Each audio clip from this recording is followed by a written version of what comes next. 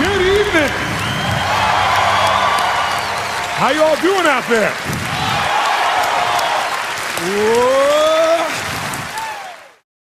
One skill you want to master in this day and age that we live in, if you want to have an extraordinary life, it's the ability to learn rapidly. Because today, there is more opportunity to do more things, learn things, create things, experience things than any time in human history. But most people are way, way, way behind the times unless they grew up with technology and learning. So I would like to start this morning by showing you the strategy for learning. What is learning? So if we take a human being, and this will be a drawing of a human being so you can see that again I majored in art. Magnificent, isn't it? So if we take a human being and we want to be able to have them learn something, what is learning? Well, learning is the creation of, and here's the key word, of a relationship. Whenever you learn something, all you're really doing is creating a relationship between two things. So if I want to learn something, how do I learn this? It's not figuring things out. That's how most of us think of learning. Learning is not figuring things out. Learning is the creation of a relationship between two things. Something you already know, the known. Something you already know, it's in your head already, you understand it. And a relationship between the known and the, what would you guess? The unknown. Because the minute you link something you understand to something you don't understand, you now understand what you didn't understand. Let me give you an example to become much more clear. The best teachers throughout human history were teachers that used metaphors or similes. I don't know what your religious belief is, but I'm not here to tell you what to believe religiously. But I personally am a Christian, and there are a lot of great teachers, and Christ clearly was one, because thousands of years later, here are these great teachings. When Christ wanted to teach fishermen how to bring people to the Christian church, did he say, I want you to go out and be a headhunter? Did he say, I want you to go out and recruit Christians? Did he use the word recruit, yes or no? No, because they have no reference. There's nothing related to recruit to them. But since they were fishermen, he said, I want you to become fishers of men. And instantaneously, they understood the entire process of recruiting. What do? You throw a little bait out, and they start to bite, reel them in, right? They understood the entire process because he related something they wouldn't have understood, like how to recruit somebody for a church, to something they already understood, something they already knew. How many follow this? Say aye. How many of you saw the movie Dances with Wolves with Kevin Costner? Did you like it? It's been a long time. Now, do you remember in that movie there was a scene where Kevin Costner meets these three Indians for the first time? He's sitting in his own little camp, and these three Indians come in on horseback. Do you remember that? And it's the first interaction with the Indians. And it's kind of a tense moment, because he doesn't know if they're going to attack or what they're going to do. And they come up, and they're just standing there. And he looks up at them, and they look at him, and there's this moment of silence. And all of a sudden, the Indian goes, ha, ha. And he searched 10 million files and goes, nope, no gnomes in there. Right? And the other Indian goes, oh, so ha, ho, ya, man, na, no, ho, ya, ma, ha. And he's like, I don't know, right? So he says, well, hello, how are you? And they hear, they search their files and find nothing. So then he does something really smart. He starts doing this. He bends over like this, takes his fingers like this, and he starts moving his leg like this. It goes, buffalo, buffalo, buffalo. And the one Indian looks at the other Indian and goes, he's been drinking too much fire water. Remember? And the other Indian goes, no. And he goes, buffalo, buffalo. And the one other Indian, he goes, ah. And he puts his fingers up like this, doesn't he? And he goes, tatunga, buffalo, tatunga, buffalo, tatunga, buffalo, tatunga. What happens? He now knows tatunga is, and they know buffalo is. Immediately there's learning, because he figured a way to get across something they both knew, they both seen on the plains, and linked to something they didn't know, tatunga or buffalo, depending upon their life experience. Now, whenever you don't learn, it's because someone is trying to teach you in a different way. And the different way is, I was a good student in school. I liked learning. Until I got to junior high school, where I liked all subjects until I got to there, when math became algebra, geometry, and trigonometry.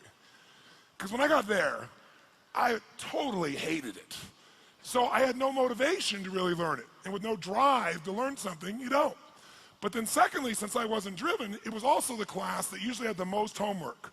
And if you didn't end the homework and you came in the next day, it was like being in a foreign language class.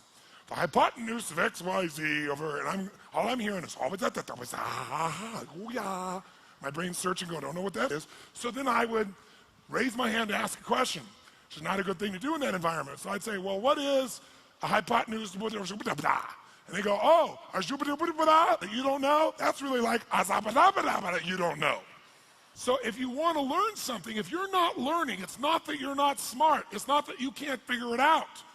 It's that the person is explaining it using references you don't have. So I've learned things like quantum physics. I've learned things like nuclear power from physicists. I'll say, okay, explain to me how that's like an orange, right? How's that at least like a solar system? Something I understand. And sure enough, once they make that linkage, you got it. You understand the relationship, you understand what things are. So this morning, I want to share with you strategies, but I'll do it by using more of a known. So why don't you write down strategies real quickly as the definition was given to us when I was learning. A strategy is a set of neurological impulses organized into a specific syntax which shapes emotional, biochemical, behavioral responses to such an extent that the stimulus response is consistent. That's how they described us, what strategies were. And so we were lost about halfway through the third sentence. And so what happens is when you can't figure it out, then you go in your head, you go, I can't figure it out, what does he mean, what's going on? And then you're gone because you get out of state of being able to learn. So that's why it took 4.5 days. So I'll give you a simpler definition. A strategy is nothing but a specific way of organizing your resources. It's a specific, underline specific, it's very important, it's a specific, it isn't general. A very specific way of organizing your resources in order to, keyword, consistently get a very specific result. So it's a specific way of organizing your resources in order to consistently, not once in a while, consistently get the result you want. Now, what is a resource? Well, it depends on the environment you're using a strategy in. Is time a resource, yes or no? For getting the results you want in your life, yes or no? Is human emotion a resource? Yes, if you use anger, are you going to get different results than if you use joy? Is your physiology a resource for creating that emotion, yes or no? What about the pictures you make in your head? Is that a resource? Is what you say a resource? Words a resource, yes or no? Sure. So there's unlimited resources, but the way you organize those resources determine whether you're broke or rich. Your time, your mental focus, your attitude, the way you work or don't work, where you spend money or don't spend money. See, it's not can you be rich or poor, it's just strategy. The problem is most people are unaware of what their strategy is. Most people have an excellent strategy for having too much month at the end of the money. Excellent strategy, and it's very effective, and it consistently produces that result, doesn't it? How many have ever mastered that strategy in your past? Say aye. But if you organize your resources differently, can you always have an abundance of money, yes or no? Sure can, but it starts with the resources, what's going on here and here, because that's what determines all your other behavior. If we change your mental and emotional pattern, it'll change the way you earn, it'll change the way you spend, it'll change the way you do everything.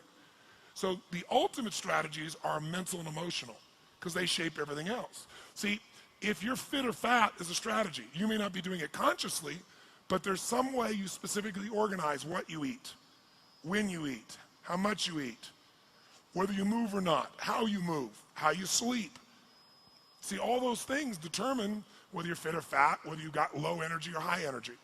Are there specific ways of organizing your resources, of what you focus on, what you breathe, how you feel, how you move, how you eat, that will consistently cause you to have low levels of energy, or even better, are there strategies of dis-ease, that if you consistently do this, you can count on having disease in your body, yes or no? Are there strategies of energy and health, yes or no? We're going to focus on those tomorrow. So there are strategies for anything. Are there strategies for having consistent passion and love in an intimate relationship, do you think, yes or no? And are there strategies that will cause you to constantly be pissed off or sad? Yes, focusing on yourself as a focus tool is an example. Using your body in a certain way, thinking about things in a certain way. So anything you've ever done, almost everyone in this room, who here has ever had a relationship for some period of time, even a day, where it was magnificently fulfilling and exciting for you and the other person? Say aye. Then you have a strategy, and you think it's time that changes, but it's not, it's your strategy. So the secret this morning is identifying What is it that you do when you succeed, and then doing just that when you want to succeed each time? It's like once you know the buttons, you hit those buttons and make it happen.